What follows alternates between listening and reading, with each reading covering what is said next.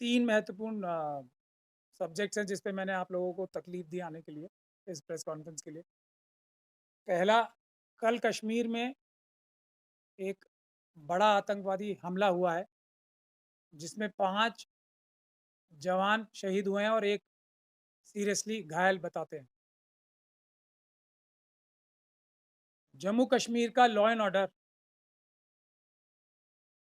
जब से धारा 370 हटी है और जम्मू कश्मीर को केंद्र सरकार ने अपने अंडर लिया है, वहाँ की लॉ एंड ऑर्डर जो है होम मिनिस्ट्री ही देखती है, यानी कि अमित शाह साहब लॉ एंड ऑर्डर के इंचार्ज हैं। ये घटना जम्मू क्षेत्र के पुंछ एरिया में हुई। बहुत हैरानी की बात यह थी कि राजनाथ सिंह जी ने एक ट्वीट करके ये बोला कि आग लगने से इन लोगों की मृत्यु हुई है, अभी तक उसकी कोई क्लैरिफिकेशन नहीं दी है, जबकि एएनआई ने ये न्यूज़ रिलीज की है और अब ये भी खबरें आ रही हैं कि एनआईए इस आतंकवादी घटना को इन्वेस्टिगेट कर रही है। तो Amit Shah ji law and order के इंचार्ज हैं, जम्मू कश्मीर पुलिस और जम्मू कश्मीर की जो लॉ एंड ऑर्डर की व्यवस्था है वो अमित शाह जी होम मिनिस्टर के अंडर आती है। और पिछले कुछ दिनों से या कुछ महीनों से आप लोग देख रहे हैं, या कुछ सालों से 2014 के बाद से ही, लेकिन जब से अमित शाह साहब होम मिनिस्टर बने हैं तब से आप देख रहे हैं कि आतंकवादी घटनाएं, खास तौर पे जो बॉर्डर पार से आतंकवादी आते हैं जम्मू एंड कश्मीर में, वो घटनाएं निरंतर बढ़ती जा रही हैं। इससे एक बात ये साफ साफ तौर पे साबित हो रही है कि होम मिनिस्टर साहब पूरी तरीके से फेलियर हैं। उनका दिमाग कहीं और ही है, उनका टाइम कहीं और ही लग रहा है। जम्मू कश्मीर का लॉ एंड ऑर्डर मेंटेन करने में या जम्मू कश्मीर की एडमिनिस्ट्रेशन को सुपरवाइज करने में उनका बिल्कुल भी ध्यान नहीं है। ये एक बात उभर के आ रही। अभी आप सब लोगों ने कुछ दिन पहले ही किरण पटेल नाम के एक व्यक्ति को भी देखा होगा जो जम्मू कश्मीर में पकड़ा गया है, जो Z+ सिक्योरिटी लेके घूम रहा था। ये भी सीधी सीधी रिस्पॉन्सिबिलिटी अमित शाह साहब की बनती है। इसीलिए अमित शाह साहब कश्मीर की वजह से ही इतना बड़ा फेलियर है कि उनको इस्तीफा दे देना चाहिए। अभी मैं सतपाल मलिक साहब जो एक्स गवर्नर हैं कश्मीर के, उनके खुलासे पे तो जा ही नहीं रहा हूँ। उसके अलावा भी अमित शाह साहब को इस्तीफा तुरंत दे देना चाहिए अगर उनको अपनी जिम्मेदारी का 1% भी ख्याल है। हालांकि मुझे पूरी उम्मीद और भरोसा है कि उनको इन सब बातों से कोई फर्क नहीं पड़ता। उनको सिर्फ अडानी जी को कैसे बचाना है और उनको कैसे पैसे कमाने देना है, इसी पे उनका पूरा ध्यान फोकस रहता है। और इसके अलावा उनका ध्यान पूरा फोकस इसलिए इस पे रहता है कि कौन कौन से दूसरी पॉलिटिकल पार्टीज में भ्रष्ट लोग हैं या कमज़ोर लोग हैं, उनको तोड़ के ईडी, सीबीआई, इनकम टैक्स और एनआईए के माध्यम से डरा धमका के भारतीय जनता पार्टी में सभी करप्शन करने वाले लोगों को कैसे एमएलए एमपीज को जोड़ लिया जाए। तो पहले तो हम इस्तीफे की मांग करते हैं अमित शाह साहब की, जम्मू कश्मीर के मसले को लेकर जो अभी ट्रैक हुआ इतना बड़ा। दूसरा, आज साकेत कोर्ट में फिर एक शूटिंग का इंसिडेंट हुआ है। बहुत ही शर्म की बात है कि वहाँ के डीसीपी जो हैं, डीसीपी साहिबा जो हैं, उन्होंने फौरन एक स्टेटमेंट दी और ये बताना शुरू कर दिया कि वो महिला और उस जिसने उन्हें गोली मारी है उनका कोई जाती मसला था, और इस वजह से लॉ एंड ऑर्डर में दिल्ली पुलिस की जो सुरक्षा की जो व्यवस्था है उसमें कोई कमी नहीं है। हालांकि वो उसको इम्प्रूव भी करेंगे। ये भी देख लीजिए दिल्ली पुलिस किसके अंडर आती है, अगेन अमित शाह साहब के। और डीसीपी साहिबा क्या कह रही हैं कि कैसे जो कॉपी बुक स्टाइल है आरएसएस और बीजेपी का, असली मुद्दे से हटा के दूसरी तरफ ध्यान भटकाने का कि ये महिला जो है पैसे एक एक ठगी करती थी महिला ये पैसे की, और जो जिसने गोली मारी है वो उसको पहले से जानता था, उसने उधार दे रखा था। क्या ये सब इशू है?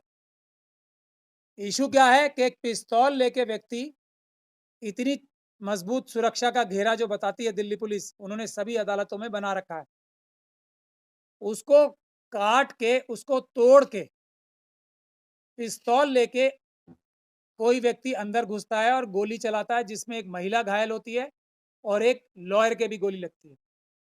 अभी 14 अप्रैल को ही हमने जजेस की प्रोटेक्शन के लिए और लॉयर्स की प्रोटेक्शन के लिए एडवोकेट्स प्रोटेक्शन एक्ट की मांग की थी। आज तक एडवोकेट्स प्रोटेक्शन एक्ट तो नहीं आया, वकीलों पे गोलियां निरंतर चले जा रही हैं। कुछ दिन पहले, अभी 1-1.5 महीना पहले ही आप लोगों ने 30,000 में देखा था शूटिंग का इंसिडेंट हुआ है। उससे पहले रोहिणी कोर्ट में लगातार शूटिंग के इंसिडेंट्स अदालतों के अंदर कोर्ट प्रेमिसेस में हो रहे हैं। उसके बावजूद भी अमित शाह साहब को सिर्फ और सिर्फ अडानी जी का, जो मैंने आपको पहले ही बताया किस तरीके से अडानी जी पैसे चुराएं और भारतीय जनता पार्टी को और अमित शाह जी तक पहुंचाएं, इसी पे उनका ध्यान लगा रहता है। दूसरी वजह यह है उनसे इस्तीफा मांगने की कि दिल्ली पुलिस भी उनके अंडर आती है और दिल्ली में लॉ एंड ऑर्डर की व्यवस्था पूरी तरीके से बर्बाद हो चुकी है, क्योंकि अमित शाह साहब लॉ एंड ऑर्डर पे कोई ध्यान नहीं दे रहे, बल्कि दिल्ली पुलिस को भी अपने गलत कामों की वजह से, जो उनके पॉलिटिकल मकसद के कारनामे हैं, और जो दूसरे जो शरीफ बिजनेसमैन हैं, पॉलिटिकल पार्टी के लोग हैं, दिल्ली पुलिस का भी उसके ऊपर दबाव बनाने के लिए इस्तेमाल किया जा रहा है, खास तौर पे स्पेशल सेल दिल्ली पुलिस की जो है। तो इस वजह से भी हम अमित शाह साहब का इस्तीफा मांगते हैं कि वो दिल्ली पुलिस इस तरीके से नाकाम हो रही है। दिल्ली में अदालतों के अंदर सुरक्षा मुहैया कराने में जो लॉ एंड ऑर्डर की पूरी दिल्ली में व्यवस्था है, वो सब आप लोगों से छुपी नहीं है। महिलाएं असुरक्षित हैं, सबसे ज़्यादा अपराध महिलाओं के ऊपर कुछ सालों में बहुत ज़्यादा बढ़ गए हैं। दिल्ली में ही असॉल्ट की घटनाएं महिलाओं के ऊपर कितनी बढ़ गई हैं, आप सभी लोगों को पता है। तो इन दो वजह से हमने अमित शाह जी का इस्तीफा मांगा है, और अदालतों की सुरक्षा के लिए, वकीलों की सुरक्षा के लिए हम लोग 14 अप्रैल की तरह, 14 अप्रैल को तो हमें अरेस्ट कर लिया था, गोली मारने की भी धमकी दे रहे थे, लेकिन हम इस गोली और जेल से अमित शाह साहब की नहीं डरेंगे। हम एक बड़ा आंदोलन वकीलों की सुरक्षा के लिए अभी अगले हफ्ते से ही लॉन्च करेंगे। उसके लिए हम आपको सब लोगों को बुलाएंगे भी। किसी भी हालत में हम जजेस को प्रेशर में नहीं आने देंगे, सरकार को जजेस के ऊपर प्रेशर नहीं बनाने देंगे, और किसी भी हालत में वकीलों के ऊपर भी हम कोई भी सुरक्षा, वकीलों की सुरक्षा के ऊपर आंच नहीं आने देंगे। पूरा देश की जनता जजेस के साथ और लॉयर्स के साथ खड़ी है, और हम लॉ एंड ऑर्डर के फेलियर के लिए, पूरी तरीके से फेलियर के लिए कश्मीर में और दिल्ली में अमित शाह साहब के इस्तीफे की मांग करते हैं। जैसे साकेत कोर्ट वाला मामला बताया, इसमें भी जो गोली चलाई थी वो एडवोकेट के ड्रेस। देखिए, ये विषय ही नहीं है ना, एडवोकेट्स की ड्रेस में कोई भी आ सकता है, और कोर्ट के अंदर घुसने के लिए कोई एडवोकेट्स की ड्रेस पहन के आता है हथियार लेके, तो हथियार चेक करने की जिम्मेदारी तो हर एक कोर्ट के बाहर, इतनी बड़ी सुरक्षा का पूरा इंतजामात हैं। एक वो है, हर जगह मेटल डिटेक्टर्स लगे हुए हैं, हर एक व्यक्ति की वकीलों समेत तलाशी ली जाती है, तो ये फिर कैसे बंदूकें अंदर घुस जाती हैं? दूसरी बात मैं ये कह रहा हूँ, आप जर्नलिस्ट हैं सब और आप जिम्मेदार जर्नलिस्ट हैं। आज के टाइम में सारे जितने भी रेलवे स्टेशन हैं आप लोग जाके चेक करें, जब से अमित शाह साहब आए, और ये पिछले कुछ 1 साल से तो मैं खास तौर पे देख रहा हूँ, सब रेलवे स्टेशन की, सब बस स्टेशन की, बस अड्डों की सुरक्षा व्यवस्था जो है बिल्कुल ही खराब हो चुकी है। कभी भी कोई भी दुर्घटना हो चुकी है, हो सकती है। अमित शाह साहब जैसे रोम जब जल रहा था तो नीरो बांसुरी बजा रहा था ना, सुरक्षा व्यवस्था पूरी बर्बाद हो चुकी है, एयरपोर्ट्स की भी, रेलवे स्टेशन की भी, बस स्टेशन की भी, और वैसे भी खास तौर पे जो भी प्रदेश अमित शाह साहब यानी कि होम मिनिस्ट्री के अंडर आते हैं, वहाँ पे लॉ एंड ऑर्डर व्यवस्था बिल्कुल खराब हो चुकी है, और अमित शाह साहब को कोई फर्क नहीं पड़ रहा। तो मैं आप लोगों से गुजारिश कर रहा हूँ, जाके मेहरबानी करके दिल्ली और उसके आसपास के रेलवे स्टेशन ही हैं, उस पर देख लीजिए कि क्या कोई अब चेकिंग हो रही है प्रॉपर या नहीं हो रही है। जो दिल्ली एयरपोर्ट की डायल एक संस्था है, जो फिर प्राइवेट है, मुझे ये बताया जा रहा है कि ये डायल जो सिक्योरिटी एजेंसी है वो भी अडानी साहब की है। तो दिल्ली के एयरपोर्ट पे भी सुरक्षा की व्यवस्था जो है बहुत ज़्यादा कमज़ोर हो गई है। ये सब अडानी जी को फ़ायदा पहुंचाने के लिए, अमित शाह जी को जो पैसे का लालच है उसकी वजह से सुरक्षा व्यवस्था बहुत ही ज़्यादा ख़राब हो रही है दिल्ली और आसपास के क्षेत्रों की और कश्मीर की। पुलवामा नहीं, पुंछ में अभी 5 सुरक्षा हमारे जो कर्मी थे, जवान थे, वो मारे गए हैं। फायरिंग हुई है उनके ऊपर। जी, जी।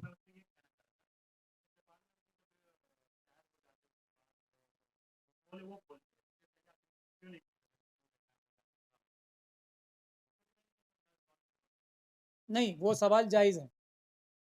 वो सवाल जायज़ है, उसमें मैं ये नहीं कहूँगा कि सतपाल मलिक जी ने ये खुलासा देर से किया, इस वजह से लोग जो हैं उनसे सवाल कर रहे हैं। लेकिन सबसे महत्वपूर्ण बात ये है कि उन्होंने खुलासा क्या किया। इस खुलासे की अगर किसी को भनक भी लगे और उसमें देशभक्ति का इतना सा भी जज्बा बाकी है, तो इसकी तह तक जाए बगैर उसको नींद नहीं आनी चाहिए। खास तौर पे मोदी जी जो अपने आप को देशभक्त बताने की कोशिश करते हैं, उनको रात को नींद कैसे आ रही है? ये बात है सबसे महत्वपूर्ण कि अगर सतपाल मलिक जी की बात में 1% भी सच्चाई है और सतपाल मलिक जी कोई आम आदमी नहीं है। मैंने कभी इशू नहीं उठाया था, आपको पता होगा, जब तक सतपाल मलिक जी ने इस बारे में नहीं बोला। पुलवामा का इशू मैंने कभी नहीं उठाया इस नज़रिए से कि उसको इस तरह से भी शक की नज़र से देखा जाना चाहिए कि क्या सरकार की लापरवाही या इन्वॉल्वमेंट से भी वो, सरकार नहीं, अमित शाह साहब और मोदी जी, क्योंकि 2 व्यक्तियों के ही नाम लिए हैं सतपाल मलिक साहब ने। तो उसकी इन्वेस्टिगेशन होनी चाहिए। अगर कुछ सतपाल मलिक साहब ने देरी की है बताने में, तो उनके उसके लिए उन्हें क्रिटिसाइज़ किया जाना चाहिए। अब अगर उन्होंने झूठ बोला है, तो उनके लिए बहुत सख्त कानूनी कार्रवाई भी होनी चाहिए, ये भी मैं कहूँगा। लेकिन इन्वेस्टिगेशन न्यूट्रली, बहुत ही निष्पक्ष रूप से सुप्रीम कोर्ट के सिटिंग जज से होनी चाहिए। इससे बड़ा देश की सुरक्षा को खतरा किसी चीज़ से नहीं हो सकता।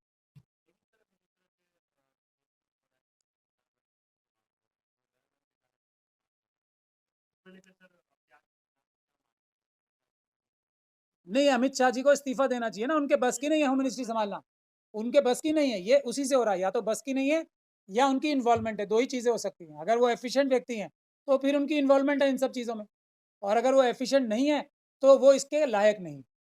तो ये कहते हैं सर कि एफिशिएंट है, इसलिए जो हमले हैं वो कम हो गए। पहले जो है कश्मीर के अंदर बहुत ज़्यादा बमबारी था और अब वो कम हो चुका है। एक जो अच्छा सवाल पूछा आपने, एक गैर सरकारी संस्था है, उसने एक टेबल निकाली है जो ये दिखाती है, अगर आप चाहें तो वो लोग देख भी सकते हैं। अब ये कितनी सही है कितनी गलत है आप लोग देखें। ये एक संस्था है जो डेटा शीट निकाल रही है जम्मू एंड कश्मीर की मिलिटेंट इंसिडेंट्स की, साउथ एशिया की। तो ये इसके हिसाब से 2015 2015 100 का आंकड़ा कभी अगर पार हुआ है इंसिडेंट्स ऑफ किलिंग में जम्मू एंड कश्मीर में, तो 2011 में 100 का आंकड़ा पार हुआ था। उसके बाद 100 का आंकड़ा 2016 में, यानी कि 2014 में 91 लोग मरे थे, 2015 में इंसिडेंट्स ऑफ किलिंग 2015 में 86, 2016 में 112, 2017 में 163 और उसके बाद 18 में 206, 19 में 135, 20 में 140, 21 में 153, 22 में 151। ये अमित शाह जी का जो बहुत ही ज़्यादा ग्लोरियस रिकॉर्ड है, ये है। अब ये सही है या गलत है, ये आप लोग करें। उससे पहले 2011 में 119 लोग मरे थे, 2012 में 70, 2013 में 84, 2014 में 91, ये स्थिति है। और 2014 में जो पुलिसकर्मी या सिक्योरिटी फोर्सेस के लोग मरे, इस आंकड़ों के हिसाब से 2012 11 में 31, 2012 में 18, 2013 में 53, 2014 में 47, 2015 में 41, 2016 में उससे डबल हो गए 88, 17 में 83, 18 में 95, 19 में 78, 20 में 56, 21 में 45, 22 में 30। तो ये अमित शाह साहब का आंकड़े हैं जो मैं आपको बता रहा हूँ। जो कश्मीरी पंडित हैं, और कश्मीरी पंडित ये कह रहे हैं कि अपने आप को सफल होम मिनिस्टर बनाने के लिए, जो उनकी संगठन है वो क्या कह रहे हैं, अपने आप को सफल होम मिनिस्टर बताने के लिए कश्मीरी पंडितों को बलि का बकरा बना रहे हैं। वो उनको मजबूर कर रहे हैं कि वो जम्मू कश्मीर में वैली में खास तौर पे अपनी ड्यूटी करें, और उनको सुरक्षा मुहैया नहीं करा पा रहे। उसकी वजह से जो कश्मीरी पंडित हैं उनकी हत्याएं पिछले कुछ सालों में, अमित शाह जी के जब से होम मिनिस्टर बने, हत्याएं बहुत बढ़ गई हैं, लेकिन उनको वहां से हटने का भी मौका नहीं दिया जा रहा, उनको फोर्स किया जा रहा है वो खतरे की जगह पे जाएं, और वहां पे लॉ एंड ऑर्डर तो सुधार ही नहीं पा रहे हैं अमित शाह जी, इसलिए उनकी हत्याएं ज्यादा हो रही हैं। ये कश्मीरी पंडित कह रहे हैं, और मैं कश्मीरी पंडितों की जो ऑर्गेनाइजेशन है उससे पूरी तरह से इत्तेफाक रखता हूँ। अपने आप को अच्छा होम मिनिस्टर साबित करने के लिए वो फोर्स कर रहे हैं। वहाँ पे लॉ एंड ऑर्डर की स्थिति ठीक ना होने के बावजूद भी उनको नौकरी करने पे वहाँ पे मजबूर किया जा रहा है, उनको सुरक्षा प्रदान नहीं की जा रही, और उनकी हत्याएं ज्यादा हो रही।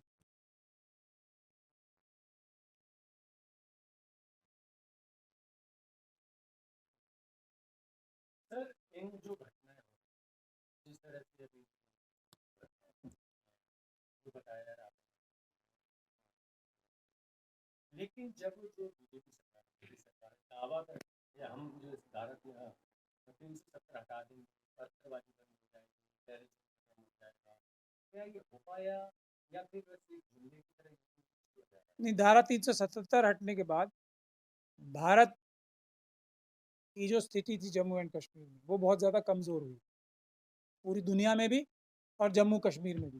क्योंकि धारा 370 रखना एक बात है, लेकिन अमित शाह साहब के खुद कंट्रोल में आ गई। अमित शाह साहब एक एफिशिएंट व्यक्ति है ही नहीं, एडमिनिस्ट्रेशन चलाने में उनको कोई ना इंटरेस्ट है उनका, ना वो एफिशिएंट है। दावा तो वो झूठ बोलते हैं ना, वो तो खुद ही, उन्होंने ही तो मोदी जी का झूठ को बताया था कि वो झूठ बोलते हैं मोदी जी, जुमला बोल के, उन्होंने बोला था ना अमित मोदी जी तो जुमला बोलते हैं। तो जब वो मोदी जी का झूठ बता सकते हैं तो अपने आप उनको क्या शर्म आती होगी झूठ बोलने में, आप लोग खुद ही सोच सकते हैं।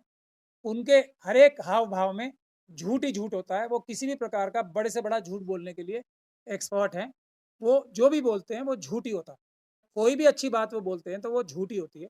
हाँ, अगर वो ये कहें कि मैं पूरी तरह से नाकाम हो गया हूँ, मेरा मतलब इंटरेस्ट सिर्फ पैसा कमाने में रहता है, मेरी मानसिकता तो, मैं गुजराती भी हूँ और मनुवादी मानसिकता का गुजराती हूँ, तो मेरा इंटरेस्ट सिर्फ और सिर्फ पैसे कमाने में रहता है, तो ये बात उनकी सही हो।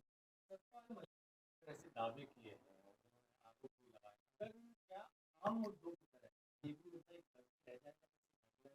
इतने लाखों करोड़ रुपए अमित शाह जी और मोदी जी खर्च कर रहे हैं ये मीडिया के ऊपर, एडवर्टीजमेंट देने ऊपर, यही तो जो सच है उनको छुपाने के लिए। अगर सतपाल मलिक जी ने झूठ बोला तो अरेस्ट करें ना उन्हें, इतना बड़ा झूठ बोला है, नहीं कर रहे ना अरेस्ट। उनके साथ क्या किया जा रहा है, उनकी सुरक्षा व्यवस्था कमजोर है एकदम, और ये जान के अमित शाह जी ने की होगी, क्योंकि उनका दिमाग इसी प्रकार से चलता है, डराने की, हर एक को डराने की बात करते हैं। और उसके सैकड़ों एग्जाम्पल में लेटेस्ट दे सकता हूँ, और लेटेस्ट एग्जाम्पल तो यही है कि बिहार में जाके सभा करके ये बोल रहे हैं कि हम उल्टा लटका देंगे। योगी जी और इनमें एक आपस में कंपटीशन चल रहा है। योगी जी ने बोला हम मिट्टी में मिला देंगे, अमित शाह जी ने उसके जवाब में बोला हम उल्टा लटका देंगे। ये जो इस तरह के मतलब निम्न स्तरीय जो जो बातें कही जाती हैं, वो इन दोनों में चल रहा है एक बड़ा कंपटीशन के मोदी जी को के बाद, या मोदी जी को हटा के कौन प्राइम मिनिस्टर बनेगा। उसमें बीजेपी के अंदर जो जबरदस्त एक होड़ चल रही है, उन दोनों में, ये योगी जी में और अमित शाह जी में एक कॉन्टेस्ट या द्वंद्व चल रहा है। उसके नतीजे में भी आप बहुत सारी चीज़ें ऐसी जो होती देख रहे हैं, वो उसके नतीजे में भी हो सकती हैं। ऐसी हम मांग बार बार कर रहे हैं कि ये आस्पेक्ट भी इन्वेस्टिगेट होना चाहिए। क्या ये जो घटनाएं हो रही हैं इन दोनों की राइवलरी की वजह से तो नहीं हो रही हैं इतनी सारी घटनाएं। एक बड़ी खबर को दबाने के लिए दूसरा मुद्दा देखते हैं कि क्रिएट किया जाता है, जैसे जम्मू कश्मीर का मुद्दा, उसके बाद आपने यूपी वाला देखा, ये अतीक अतीक अहमद वाला। तो जब वो इतना बड़ा मुद्दा को दबाने के लिए इतना जो मुद्दा क्रिएट किया गया, लग रहा है कि नहीं होगा ना, क्यों नहीं होगा। ये पीआर एजेंसी के जरिए या पीआर एजेंसी की मेंटेलिटी से देश चलाने वाले ज़्यादा दिन थोड़ी चलेंगे। इनकी सारी जो भी गलतियां हैं, जो सारे ये गंदे घिनौने काम हो रहे हैं आजकल, देश की सुरक्षा को कमज़ोर किया जा रहा है, ये मनुवादी मानसिकता के गुजराती जो एक लॉबी है उसके द्वारा, ये एक्सपोज होंगी धीरे धीरे करके। आप देख रहे हैं, अब सतपाल मलिक जी ने बोली ना इतनी बड़ी बात, ये क्या छोटी बात समझते हैं। अगर ये सच है तो आपको पता है इसका अंजाम क्या होगा जिन लोगों ने ये लापरवाही की, या इसमें उनकी शामिल शामिल थे इस काम को कराने में? उनका पता है आपको क्या अंजाम होगा? सबको फांसी होगी। नहीं, कुछ लोग तो बता रहे हैं सत्तावाद वाली बीजेपी की उन्होंने इस तरह का 2024 से पहले ही कैसे सामने बीजेपी के हैं वो महत्वपूर्ण नहीं है, वो गवर्नर थे जम्मू एंड कश्मीर के। जम्मू कश्मीर के गवर्नर का स्टेटस जो होता है वो ऑलमोस्ट देश के होम मिनिस्टर के बराबर होता है, इतने महत्वपूर्ण पोस्ट पे थे वो। तो उनको जो जानकारी है ना वो आईबी उनको वो ब्रीफ करती है, रॉ उनको ब्रीफ करती है जम्मू एंड कश्मीर के गवर्नर को, इवन मिलिट्री इंटेलिजेंस ब्रीफ करती है जम्मू एंड कश्मीर के गवर्नर को। क्यों उनकी, मैं इस बात को क्यों सीरियसली ले रहा हूँ? उससे पहले मेरा आपने कोई बयान नहीं देखा होगा। मैं तो इस बात पे शौक ही तभी हो गया जब जम्मू कश्मीर के एक्स गवर्नर है ये बात, तब मुझे लगा नहीं इसमें कोई और बात भी है। उससे पहले मैंने कभी इस तरह का कोई बयान नहीं दिया, आप सब लोग देख सकते आप इस पूरे मामले पर सुप्रीम कोर्ट का क्या हैं। मैं समझता हूँ ये उन चंद मामलों में से एक मामला है, जैसा एक 2000 किलोमीटर चाइना ने जमीन हमारी छीन ली, इस पे सुओ मोटो सुप्रीम कोर्ट को कॉग्निजेंस लेनी चाहिए। जो ये घटना है पुलवामा वाली, इस पे suo motu cognizance supreme court को लेनी चाहिए। एक बहुत ही अच्छा, कोई अच्छा ईमानदार वकील, कोई बहादुर, कोई ऐसा व्यक्ति नहीं जो पीछे हट जाता हो, ऐसा वकील नहीं जो पीछे हट जाता हो, ऐसा कोई नहीं। सो मैं कह रहा हूँ सुप्रीम कोर्ट को एमिकस क्यूराई बनाना चाहिए। मुझे तो आज तक किसी भी कोर्ट ने एमिकस क्यूराई नहीं बनाया, वो मेरा दुर्भाग्य कहें या किसी और का, ये अलग बात है। मगर मैं बता रहा हूँ कोई निर्भीक वकील को इसमें एमिकस क्यूराई बनाना चाहिए। सुप्रीम कोर्ट को इसमें सुओ मोटो इन दोनों चीज़ों में तुरंत संज्ञान लेना चाहिए। आपने अभी अमित शाह जी की मेंटालिटी की बात करी, तो किस तरह की मेंटालिटी है उनकी? क्या वो इन मामलों पे ध्यान देना ही नहीं चाहते या फिर वो खुद इन मामलों के पीछे है? देखिए, हम तो एक इन्फॉर्म गेस ही बता सकते हैं ना। अमित शाह जी इतने पावरफुल व्यक्ति हैं, इसमें तो कोई दो राय नहीं है ना। मोदी जी से भी ज़्यादा पावरफुल कई लोग उन्हें बताते हैं। उन्होंने अपने बेटे को किस स्पोर्ट्स की, किस क्रीड़ा की गवर्निंग बॉडी का जनरल सेक्रेटरी या सेक्रेटरी बनवाया? बीसीसीआई। बीसीसीआई एक ऐसी संस्था है जिसमें सबसे ज़्यादा पैसा, ये तो सब आपको पता है ना, सबसे ज़्यादा पैसा अगर किसी खेल में, किसी खेल के संस्थान में है तो वो बीसीसीआई में है। तो फुटबॉल भी है, कबड्डी भी है, हॉकी भी है, बहुत सारे ऐसे खेल हैं। अगर उनको पैसा, कोई भी शौक होता, तो उससे ही पता लग जाता कि अपने बेटे को कम से कम वहाँ बनवाते। क्योंकि मैं ये मानने को तैयार नहीं हूँ कि उनके बेटे में खुद ऐसी कोई भी काबिलियत है कि वो स्वयं बीसीसीआई जैसी, जिसमें बहुत ज़्यादा कंपटीशन होता है, हर एक व्यक्ति जो पैसे में इंटरेस्टेड रहता है ना, जिसका इंटरेस्ट पैसे में रहता है वो बीसीसीआई की तरफ ही भागता है। तो इस घनिष्ठ इतने ज़बरदस्त कंपटीशन में से उनको बनाने के लिए अमित शाह साहब की मदद के बगैर तो वो बन ही नहीं सकते। तो बने हैं तो उससे ही अंदाजा, नहीं तो हॉकी के बनते, हॉकी को कितनी ज़रूरत है। हॉकी में अगर अमित शाह जी अपने बेटे के थ्रू इंटरवेंशन करते तो शायद, अगर उनका इंटरेस्ट होता किसी भी और चीज़ में पैसे के अलावा, तो मैं एक ही एग्जांपल दे रहा हूँ, ऐसे मैं बहुत सारे एग्जांपल दे सकता हूँ। कोऑपरेटिव में देखिए, कोऑपरेटिव में पैसा होता है। अब होम मिनिस्ट्री और कोऑपरेटिव का आपस में क्या ताल्लुक? कोऑपरेटिव मिनिस्ट्री भी ली है क्योंकि कोऑपरेटिव में बैंक्स भी होते हैं, कोऑपरेटिव में बहुत सारे पैसे का खेल करने का बहुत सारी अपॉर्चुनिटीज रहती हैं। तो अमित शाह जी के लिए पैसा कमाना ज्यादा जरूरी है देश से? ऐसे संकेत उनकी हर एक क्रियाकलाप से मिलते हैं। बहुत सबसे ज़्यादा ज़रूरी उनके लिए पैसा ही है। ये ऐसे उनके क्रियाकलाप से इशारा मिलता है साफ साफ। योगी आदित्यनाथ के बीच में कॉम्पिटिशन टाइप है, दोनों के बीच में कॉम्पिटिशन मामले में अगर देखा जाए तो यूपी में गुंडा राज खत्म करने की बात की जाती है और गुंडा राज खत्म हो रहा है ये भी कहा जा रहा है। तो फिर अमित शाह को भी तो सिक्योरिटी को टाइट रखना चाहिए था अगर कॉम्पिटिशन की बात, जैसा कि आप कह रहे हैं। मतलब यूपी की सिक्योरिटी में यूपी में तो अमित शाह जी सिक्योरिटी को टाइट कर रहे हैं ना, आप गुंडा राज खत्म कर रहे हैं। आदित्य योगी आदित्यनाथ ने कहा है कि यूपी में गुंडा राज खत्म किया जाए। तो देश में अगर देखा जाए तो बीजेपी कहती है कि हम गुंडा राज खत्म कर रहे हैं, तो किस तरीके से आप कह सकते हैं कि अमित शाह जी सिक्योरिटी यूज? देखिए, आप जो बात कह रही हैं वो ये कह रही हैं कि योगी जी ये कह रहे हैं मैंने गुंडा राज खत्म किया, और अमित शाह जी ये कह रहे हैं मैं बहुत अच्छा होम मिनिस्टर हूँ। तो दोनों देश की सिक्योरिटी और कश्मीर की सिक्योरिटी बढ़ी है। मगर ये तो वो दोनों अपने आप बोल रहे हैं ना, ये तो झूठ बोलने का कंपटीशन भी तो चल रहा है ना दोनों के बीच में। ऐसा भी तो प्रतीत होता है कि वो एक झूठ बोलते हैं तो उससे बड़ा झूठ वो बोलते हैं, और उससे बड़ा, क्योंकि दोनों में काम करने के लिए तो दोनों ही अक्षम है, कर ही नहीं पा रहे हैं। यूपी में गुंडा राज ही है, इसमें कोई शक और शुबे की गुंजाइश नहीं है। मैं ये उमेश पाल जी की हत्या गुंडा राज, उसके बाद अतीक के बेटे की हत्या जो पुलिस ने एनकाउंटर दिखा के की, वो गुंडा राज, उसके बाद अतीक और उसके भाई की हत्या, वो गुंडा राज। मैं इन तीनों को भी भूल जाता हूँ।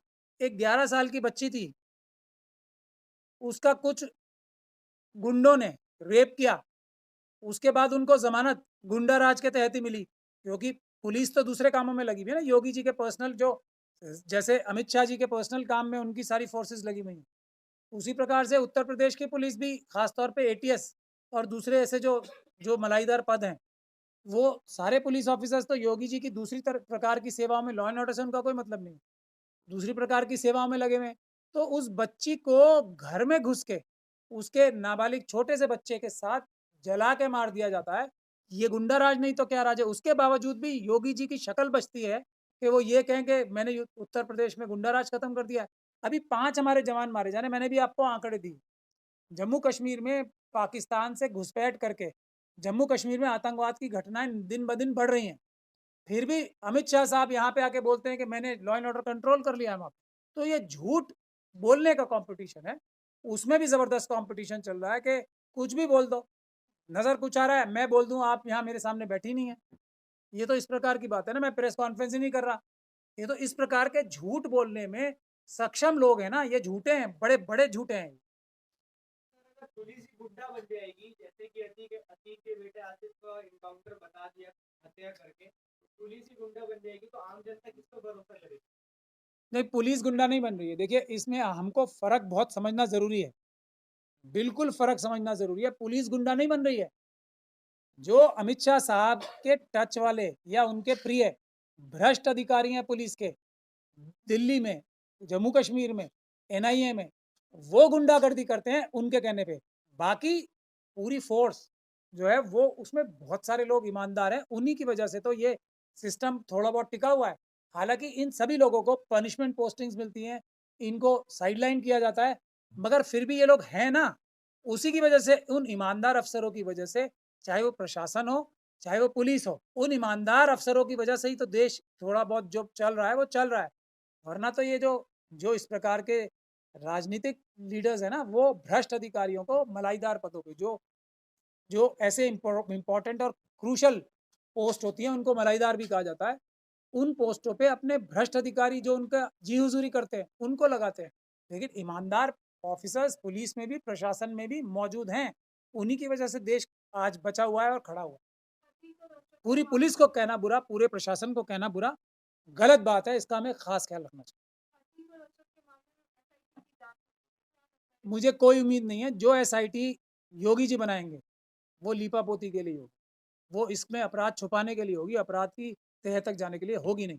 ऐसे किसी व्यक्ति को, जिस जिस व्यक्ति को, जिसका बहुत ही अच्छा इलस्ट्रियस करियर रहा होगा, उसको, जिसको साइडलाइन करना होगा, अगर यूपी पुलिस में से भी बनाना है, ऐसे किसी ईमानदार व्यक्ति को बनाएं। देखे, दूध का दूध पानी का पानी आ जाएगा। ऐसे किसी ईमानदार व्यक्ति को डीजीपी बना दें, बगैर ये एनकाउंटर या हाफ एनकाउंटर किए बगैर सारे यूपी में बिल्कुल एकदम शांति आ जाएगी। और शांति, कौन सी शांति, जो आज जमीनों पे कब्जे हो रहे हैं उत्तर प्रदेश में, एक खास किस्म का माफिया, जो कि जिनके नाम बहुत सारे लोगों ने पब्लिक डोमेन में शाया कर रखे हैं, लिस्ट बनी हुई है पूरी, जिन माफियाओं को कुछ नहीं कहा जा रहा, उनके उनकी तरफ पुलिस जो है दूसरी तरफ देख रही है, ताकि वो मजबूत होते रहें, और दूसरे जो माफिया हैं उनके खिलाफ एक्शन ले रही है, ताकि एक माफिया मजबूत होता रहे एक तरह का, और दूसरे माफियाओं को कमजोर किया जाए। तो ये माफिया का काम है, या किसी पुलिस का काम है, या किसी चीफ मिनिस्टर का काम है कि एक प्रकार के माफिया को नजरअंदाज करना, उसको मजबूत करना, बाकी सब माफियाओं को खत्म करना, ताकि एक ही प्रकार का माफिया पूरे उत्तर प्रदेश में कब्जा कर ले, जमीनें, सरकारी जमीनें हड़पने में, लोगों से जमीनें छीनकर एक्सटॉर्शन करने के लिए, यहाँ तक कि जो एससी कम्युनिटी की जमीनें हैं उनके ऊपर से भी जो स्ट्रिक्ट प्रोविजंस थे, वो डीएम की जो परमिशन लेनी पड़ती थी, वो योगी सरकार ने हटाई है। इससे बड़ा माफिया राज क्या होगा। उन्होंने खुली छूट दी अपने माफियाओं को कि अब जो शेड्यूल कास्ट कम्युनिटी के लोग हैं उनकी जो एक बचाव था, डीएम से पहले परमिशन लेनी पड़ती थी, वो भी हटा दिया। ये माफियाओं को फैसिलिटेट करने की तो एक गतिविधि है कि वो शेड्यूल कास्ट कम्युनिटी की जमीन जो वो नहीं छीन पा रहे थे, उसको भी छीनने की पूरी खुली चोट माफिया को, लैंड माफिया को योगी सरकार ने दी। सब्सक्राइब करें हमारे YouTube चैनल को और बने रहें हमारे साथ।